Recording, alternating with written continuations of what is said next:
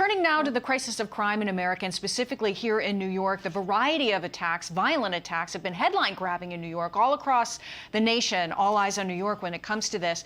And, you know, the statistics bear out. 2021 was worse than 2020. We saw violent crime spike up here in New York City.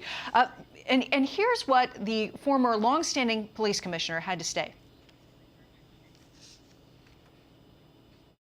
New York is at a very critical point. Are we going to get a handle on crime, or is it going to continue to be up and to cause people to leave the city? And I think this new police commissioner is saying the right things. Hopefully the department will get behind her and focus on violence, focus on guns, take care of some of those quality of life issues that really concern people in New York.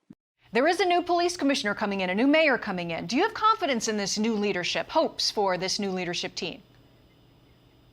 Well, I absolutely have hope, and I don't think, quite frankly, it can get worse. You mentioned that the 2021 numbers are worse than 2020, but they're also worse than 2019. And so 50% increase in murder since the new bail law took effect.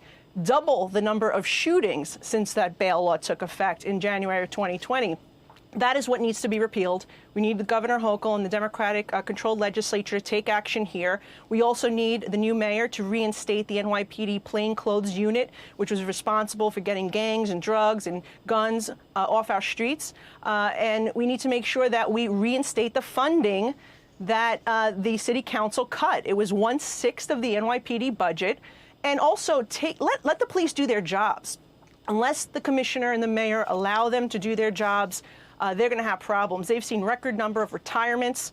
We've lost very good hundreds of seasoned detectives, and stripping the qualified immunity, which is what they want to do now at the federal level, and we've been able to successfully stop them, has only had disastrous effect and discouraging people from wanting to join the force. So I think all those things need to be addressed by the new incoming mayor, and I'm hopeful that he will get to it day one. What about the new incoming police commissioner, Keechant Sewell, you know, the first woman ever to helm the nation's largest police force? She has talked about this at length, that you need to get a handle on the violence in the city. Your thoughts on her incoming leadership? Well, I think time will tell. Look, I don't care if you're a man or a woman. I want the best person for the job. We have to give her some time to allow her to prove herself to be that person. She oversaw a relatively small group of detectives in Long Island. We're talking about tens of thousands of police officers and civilians at the NYPD, so it's a large group. But if she's going to stand up and fight for the policy changes that are needed to allow the NYPD officers to do their job, to have their back, because right now they don't have a mayor who has their back. And we'll see if that changes with Eric Adams. But that's what we need in a police commissioner. Somebody's going to push back against these ridiculous policies that have made all New Yorkers less safe, and it's made it impossible for these police officers to do their job. And I wish her luck, and I'm looking forward to working with her and anyone else who will help us make the changes that are needed.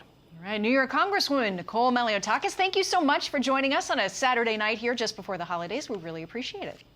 Hey, Sean Hannity here. Hey, click here to subscribe to Fox News YouTube page and catch our hottest interviews and most compelling analysis. You will not get it anywhere else.